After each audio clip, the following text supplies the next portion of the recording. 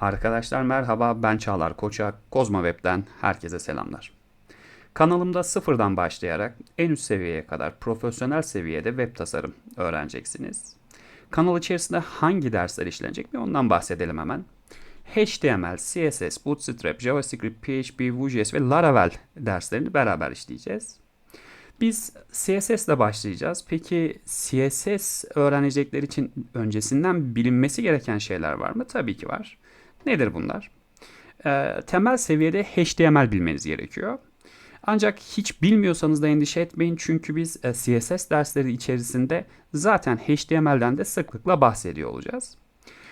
Sıfırdan başlayacağımız için hiç bilmeyenler için uygun ama temel bilgisi olanlar da çok şey öğrenecektir.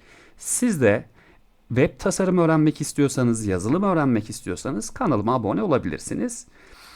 Peki CSS nedir? Çünkü CSS ile başlayacağımız için bir ondan bahsetmek istiyorum. CSS, HTML sayfasının makyajları arkadaşlar. Yani ne demek istiyorum? HTML bir iskeletse CSS aslında onun giysisidir. Web sitenizin görünümünü kontrol eder.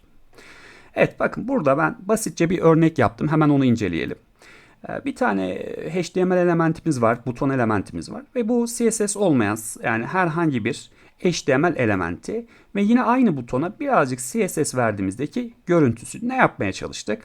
Arka planı mavi olan ve yazısı beyaz olan bir buton yapmaya çalıştık. Bakalım ikisinin arasındaki farkı beraber inceleyelim. Evet bakın burada CSS olmayan butonu görüyorsunuz. Yani herhangi bir CSS verilmemiş olan bir HTML elementi görüyorsunuz. Yanına da ona bir renk ve yazı rengi verdik. Bir arka plan rengi ve bir de yazı rengi vermiş olduk. Bu son derece tabii ki basit bir örnek. Biz derslerimizin içerisinde çok daha detaylı olacak şekilde çok daha güzel örnekler, çok daha gelişmiş örnekler beraber yapacağız.